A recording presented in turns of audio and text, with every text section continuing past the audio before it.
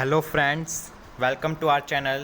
Today we are going to discuss class 9th biology chapter number 5 Why do we fall ill। Chapter का नाम है Why do we fall ill। हम बीमार क्यों होते हैं। इससे हमको पता चलता है हम इसमें हेल्थ के बारे में पढ़ेंगे, इलनेस के बारे में पढ़ेंगे, डिजीज़ के बारे में पढ़ेंगे। So let's start. First topic is introduction. ये फर्स्ट पिक थोड़ी क्लियर नहीं है, मैं बोल रहा हूँ, ये लाइन्स आप सुन लेना। Introduction. Health does not simply means absence of disease और फिज़िकल फिटनेस।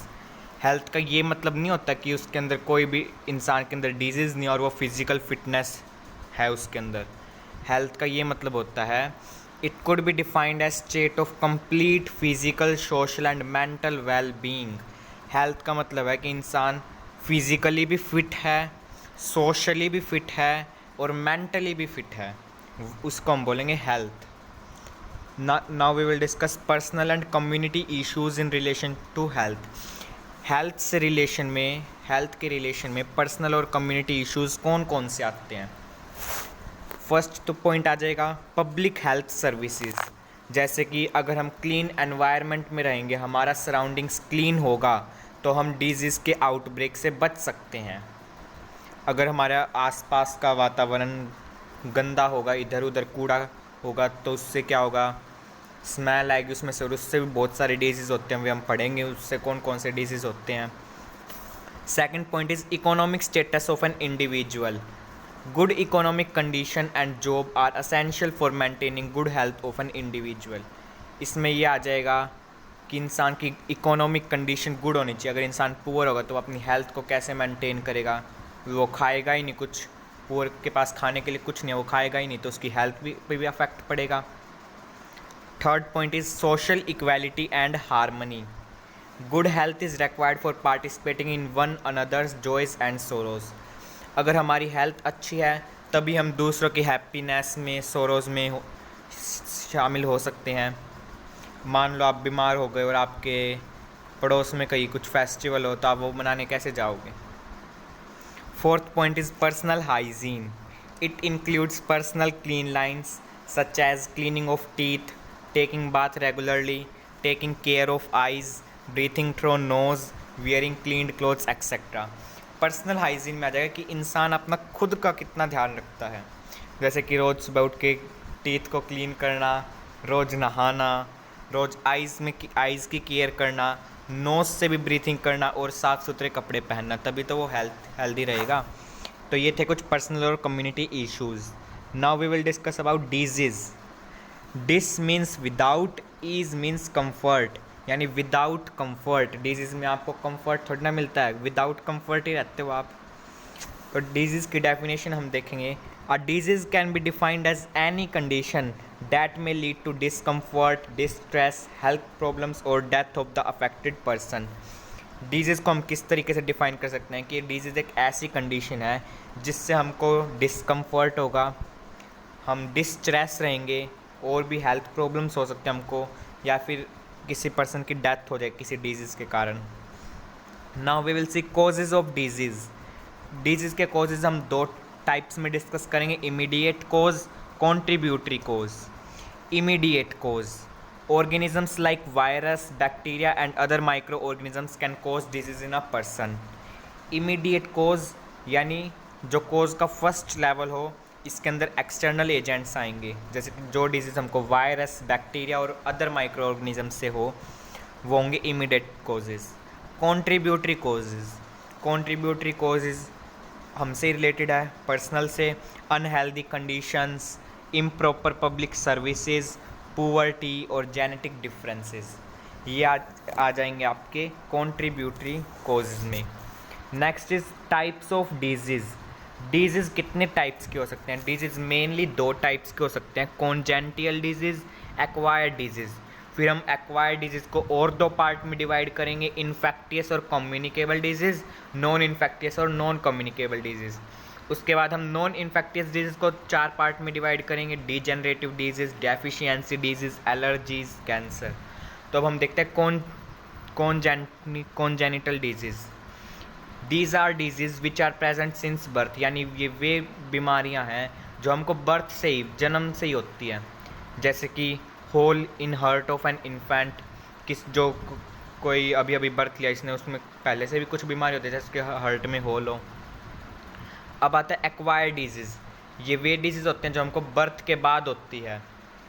ये दो टाइप्स में डिवाइडेड हो सकते हैं, इन्फेक्टियस और communicable.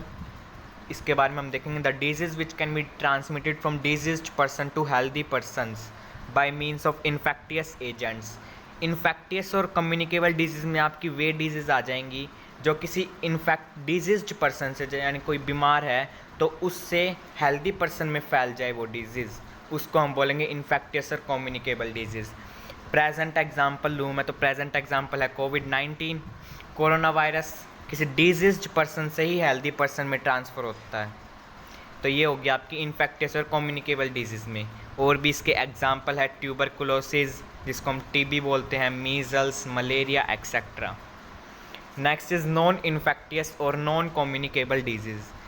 The disease which can not be transmitted from an affected individual to a healthy person, यानी वे डिजीज़ जो अनहेल्दी पर्सन से हेल्दी पर्सन में नहीं आ सकती।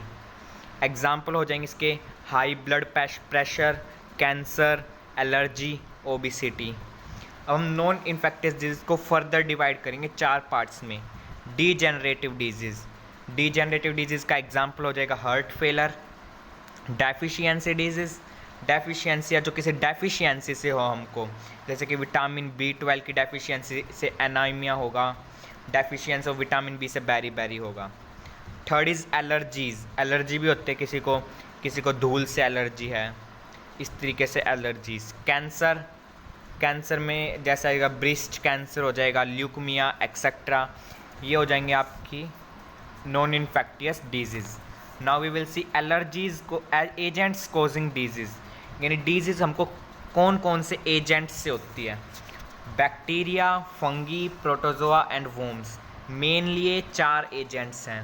अब हम डिस्कस करेंगे बैक्टीरिया से हमको कौन सी डिजीज़ होती हैं।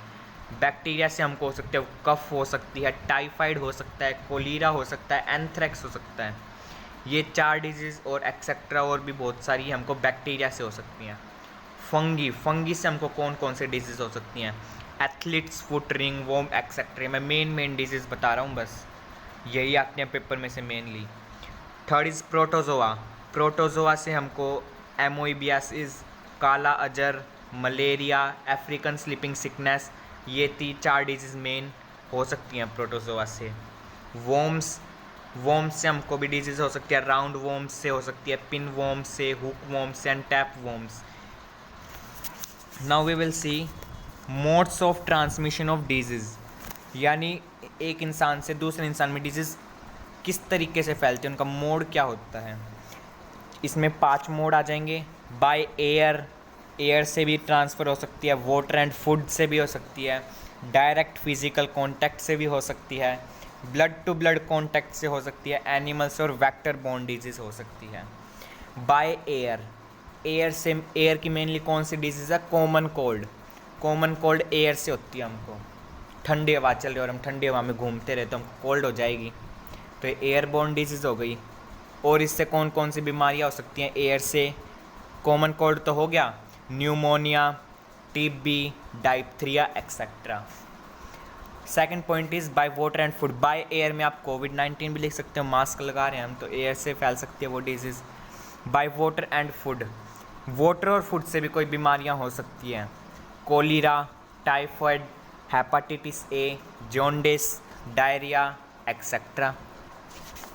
Third point is direct physical contact, यानी हम किसी के डायरेक्ट फिजिकल कॉन्टैक्ट में आ जाएं तो भी डिजीज़ हो सकती हैं। इन डिजीज़ को हम सेक्सुअली ट्रांसमिटेड डिजीज़ भी बोल सकते हैं, एसटीडी इसकी फुल फॉर्म हो जाएगी सेक्सुअली ट्रांसमिटेड डिजीज़ की। सेक्सुअल कॉन्टैक्ट से कौन कौन सी डिजीज़ हो सकती हैं, एड्स, साइफिलिस, गोनोरिया, मेन ये 3 हैं। Fourth is blood to blood contacts. Blood to blood contact से क्या हो सकता है, this type of contact is established through blood transfusion और during pregnancy and through breast feeding. इससे मेनली डिजीज़ हो सकती है AIDS. Fifth one is animals और वेक्टर बोर्न डिजीज़। एनिमल्स से हमको कौन सी डिजीज़ हो सकती हैं, जैसे कि mosquitoes are vectors of malaria. Mosquitoes से हमको मलेरिया हो सकता है। मलेरिया का कोज क्या है, प्रोटोजोआ और प्लाज्मोडियम। तो ये थे आपके modes of transmission of disease. Now we will see organ specific and tissue specific manifestations of disease causing microbes. ये आप चाहिए लाइन छोड़ दो, मान लो ये लाइन है ही नहीं, आप सीधा आओ effects of microbes on the body. Microbes के हमारी बॉडी पर कौन कौन से इफ़ेक्ट होते हैं डिस्कस करेंगे. 4 इफ़ेक्ट है main. If a microbe enters our body through the nose then it is most likely to reach the lungs. अगर माइक्रोब हमारी बॉडी में नोज़ के थ्रू एंटर करें तो वो लंग्स तक पहुँचेंगे ही. The bacterium that causes tuberculosis enters via the nose and affects the lung. जो बैक्टीरिया हमारी बॉडी में जाते हैं वो ट्यूबरकुलोसिस को कोज करते हैं, वो भी नोज़ से ही जाते हैं और लंग्स को अफेक्ट करते हैं. ये एग्जाम्पल हो गया इस सिचुएशन का. सेकंड सिचुएशन है, अगर माइक्रोब हमारी बॉडी में माउथ के थ्रू एंटर करें तो वे गट लाइनिंग में स्टे करेंगे थोड़ी देर, जैसे कि टाइफाइड में, और वो हमारे लीवर को अफेक्ट करेंगे जैसे कि जॉन्डिस में होता है. तो ये लाइन हमेशा सच नहीं हो सकती, और भी कुछ हो सकता है. Third point is the AIDS virus enters the body through sexual contact and then spreads to lymph nodes all over the body. जो एड्स होती है, एड्स की फुल फॉर्म क्या होती है? Acquired immunodeficiency syndrome. इसकी फुल फॉर्म याद रख लेना. एड्स जो होता है वो सेक्सुअल कॉन्टैक्ट से होता है, जो फिर लिम्फ को पूरा अफेक्ट कर देता है. लिम्फ के बारे में आप क्लास 10th बायोलॉजी में चैप्टर नंबर 1 में पढ़ेंगे. Similarly malaria causing Plasmodium. Malaria का जो कोज है प्लाज्मोडियम, वो भी ब्लड सेंटर होता है और वो लीवर में जाके रेड ब्लड सेल्स को अफेक्ट करता है. Now is our topic is inflammation. What is inflammation? It is a process by which the body's immune system show response to protect the body from infections. Inflammation एक ऐसा process है जिसमें body का immune system कुछ response दिखाएगा कि अपनी body को इन्फेक्शन से प्रोटेक्ट करो. इसमें कुछ सर्टेन कंडीशंस आ सकती हैं. There are certain conditions where the immune system is unable to protect the body. They are as follows. ये भी 2 कैटेगरी में डिवाइड कर दी. Several disease, number of microbes. Several disease में आ गए HIV एड्स पेशेंट्स. HIV की full होती है human immuno deficiency virus. AIDS acquired immuno deficiency syndrome. Next is number of microbes.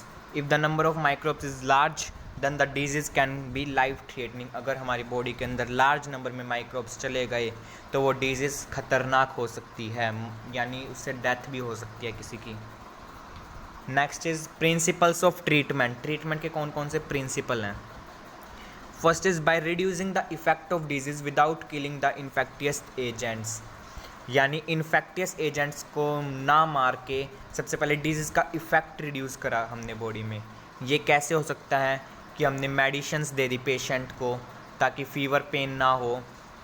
Second आ जाएगा ताकि by taking complete body bed rest, यानी कंप्लीट उसको बेड रेस्ट दें ताकि उसका डिजीज़ का इफेक्ट रिड्यूस हो जाए.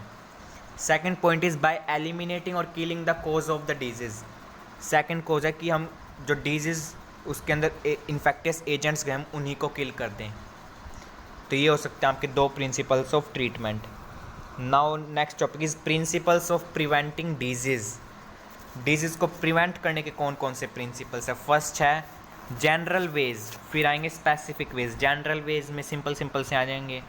एयरबोर्न डिजीज़ से हम कैसे प्रिवेंट हो सकते हैं? हम किसी बीमार व्यक्ति से दूर रहें, अपने बॉडी पर नाक पर मास्क बांधे रहें ताकि हम किसी डिजीज़ पर्सन के कांटेक्ट में ना आए. अब कोविड-19 में भी मास्क ही बांधते हैं क्योंकि वो भी एयरबोर्न डिजीज़ हो सकती है. Cover your mouth and nose while coughing और स्नीजिंग. छींकते या खांसते वक्त रुमाल का इस्तेमाल करो, माउथ पर रुमाल लगा लो ताकि आपके वे माइक्रोब्स किसी और के पास ना जाए बॉडी पर. To prevent water borne disease. Water borne disease से हम कैसे प्रिवेंशन कर सकते हैं? Ensure proper disposal of sewage. Sewage का डिस्पोजल प्रॉपर होना चाहिए. वाटर सप्लाई सेफ होनी चाहिए. To prevent vector borne disease. Vector borne disease मैंने बताया था जो एनिमल से डिजीज़ होती है, कि आपका एनवायरनमेंट क्लीन हो ताकि वहाँ पर मॉस्किटोज़ ब्रीड ना हो. Availability of proper nutrition available हो. Now specific ways of preventing disease. Specific ways of preventing disease में हम दो मेथड पढ़ेंगे, इम्यून सिस्टम और vaccination. So let's see immune system.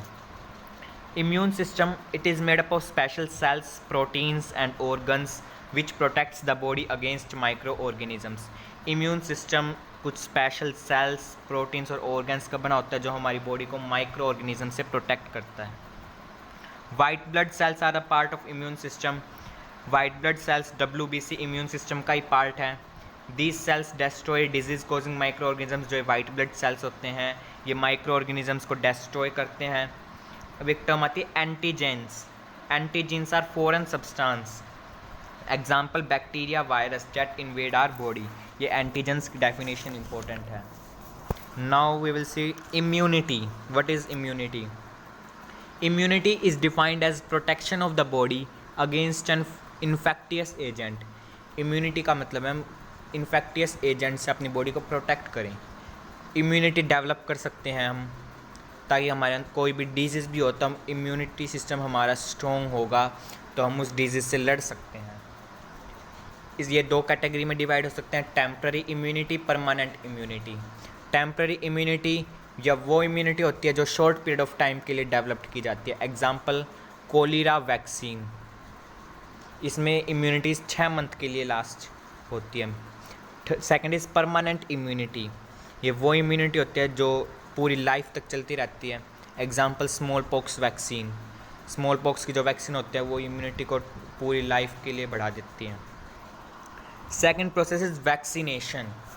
Vaccination आपका टॉपिक इम्पोर्टेंट है और ये नीचे मैं वायरल डिजीज़ बताऊंगा, ये तो आपको करनी ही करनी है. Vaccination, it is defined as protection of the body from communicable disease by the administration of some agents that mimic the microbe. ये थी आपकी वैक्सीनेशन की definition. Now we will see viral disease.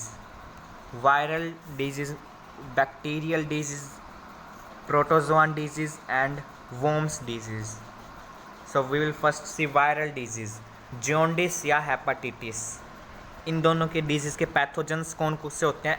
Hepatitis virus. Mode of transmission क्या है? Hepatitis mostly contaminated food और water से हो सकता है और हेपाटाइटिस बी किसी इन्फेक्टेड पर्सन के कांटेक्ट में आने से हो सकता है. मोड्स ऑफ ट्रांसमिशन इंपॉर्टेंट है, चाहे आप पैथोजेंस छोड़ देना. रबीज़, जिसको हम हाइड्रोफोबिया बोलते हैं, इसके पैथोजेंस है रबीज़ वायरस. कैसे होता है ये? बाइटिंग अ रैबिट डॉग और रैट. किसी रैबिट डॉग और रैट ने हमको काट लिया तो उससे रबीज़ हो सकता है. पोलियो, पैथोजेंस है इसका पोलियो वायरस. कैसे होता है? कंटामिनेटेड फूड और वाटर से हो सकता है. इन्फ्लुएंजा, जिसको हम फ्लू भी बोलते हैं, पैथोजन क्या है इसके? Influenza virus. कैसे होता है? एयर से. Mode of transmission is air. Fifth one is dengue.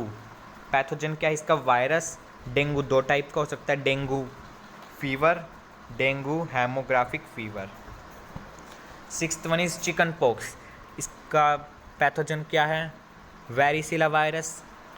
Mode of transmission by contact, यानी हम किसी इन्फेक्टेड पर्सन के कॉन्टैक्ट में आए तो चिकन पॉक्स हो सकता है. Seventh one is AIDS. यहाँ पर भी इसकी फुल फॉर्म दे रखी है, acquired immuno deficiency syndrome. Pathogen क्या है इसका? HIV. HIV की फुल फॉर्म दे रखी है, human immuno deficiency virus. Mode of transmission कैसे हो सकता है ये किसी को? Sexual contact with the affected person. किसी अफेक्टेड पर्सन से सेक्सुअल कॉन्टैक्ट के टाइम में हो सकता है. जैसे कि in India the most common route of HIV transmission is to unprotected sex. Second point is using the same syringe as that of affected person. किसी अफेक्टेड पर्सन की सिरिंज को हम सेम किसी दूसरी पर्सन पर यूज़ करें तो भी हो सकता है. Transfusion of blood contaminated with human immuno deficiency virus. किसी HIV पेशेंट का ब्लड हम किसी दूसरे पेशेंट में डाल दें, उससे भी एड्स हो सकता है. From mother to newborn baby during pregnancy और ड्यूरिंग बर्थ. कोई मदर से उसके बेबी को भी हो सकता है प्रेगनेंसी या बर्थ के टाइम पर एड्स. बैक्टीरियल डिजीज़, जो बैक्टीरिया से होते हैं. First one is tuberculosis. इसके पैथोजन छोड़ देना. मोड ऑफ ट्रांसमिशन पे आ जाओ. डायरेक्टली बाय स्नीजिंग, कफिंग और स्प्लिटिंग और indirectly by airborne pathogen discharge through sputum, cough और स्नीज ऑफ इन्फेक्टेड पर्सन. यानी ट्यूबरकुलोसिस कोई अफेक्टेड पर्सन स्नीज करे, खांसे या छींक मारे तो उससे हो सकता है किसी दूसरे इंसान को। Second one is typhoid. Typhoid कैसे होता है? कंटामिनेटेड फूड एंड वाटर से और हाउस फ्लाइज से भी। Third one is cholera. Cholera कैसे होता है? Through contaminated food and water. Contaminated food and water से होगा। हाउस फ्लाइज का करियर है। ये मैं डिजीज़ आपको शॉर्ट में बता रहा हूँ, बुक में और किसी बुक में आप देखोगे तो ये बहुत डिटेल में मिलेंगी, लेकिन इनकी काम की चीज़ ही बता रहा हूँ मैं, इतनी ही होती हैं काम की। Now is protozoa disease. Protozoa disease में फर्स्ट है मलेरिया। मलेरिया का पैथोजन क्या है? प्लाज्मोडियम। कैसे होता है? By bite of female Anopheles mosquito. कोई फीमेल एनोफिलस मॉस्किटो किसी इंसान को बाइट कर ले तो उससे मलेरिया हो सकता है। मेल एनोफिलस मॉस्किटो फीड अपन प्लांट जूसेस। जो मेल एनोफिलस मॉस्किटो होती है वो प्लांट जूसेस को ही फीड करती हैं। सेकंड इज़ अमोइबियासिस, जिसको हम एमोइबिक डाइसेंट्री बोलते हैं। पैथोजन क्या है इसका? इंटामोइबा हिस्टोलिटिका। मोड ऑफ ट्रांसमिशन क्या है? कंटामिनेटेड फूड एंड वाटर से हो सकता है। लास्ट इज हेलीमिंथल डिजीज़ या वोम्स डिजीज़, जिसको हम बोलते हैं वोम्स डिजीज़, याद रखो आप। First is filariasis. पैथोजेंस छोड़ देना। इनके मोड ऑफ ट्रांसमिशन क्या है? Biting of mosquitoes, Aedes and Culex. जब एडीज मॉस्किटो और क्यूलेक्स मॉस्किटो बाइट कर ले तो फिलेरियासिस हो सकता है। Last is ascariasis. पैथोजन है एस्कैरियस लुम्ब्रियोसाइड्स। मोड ऑफ ट्रांसमिशन क्या है? occurs when eggs are swallowed from soil contaminated with human feces or consumed with produce contaminated the soil containing infective eggs। ये जब हो सकता है जब एग्स सोयल ने स्वेलो कर लिए हों, उससे हो सकता है एस्कैरियासिस। फिर लास्ट में आपको दे रखा है कॉन्सेप्ट मैप। कॉन्सेप्ट मैप मैं आपको इसमें एक बार बता देता हूँ। कॉन्सेप्ट मैप में why do we fall ill, it includes good health, disease and its causes, types of disease, mode of transmission of disease. ये सारे टॉपिक हमने डिस्कस करें। Personal and commercial issues of relating to good health. Disease discuss करें हमने, disease के causes discuss करें, types discuss करें, modes of transmission of disease discuss करें। इसमें फिर गुड हेल्थ की डेफिनेशन बता दी आपको, डिजीज़ की डेफिनेशन बता दी, कॉजेज़ बता दिए, intermediate contributory causes. Types of disease में इसमें दो नए टाइप बता दिए, एक्यूट और क्रोनिक। ये कौन से बेसिस पे हैं? On the basis of duration. Acute disease short duration, chronic disease large duration.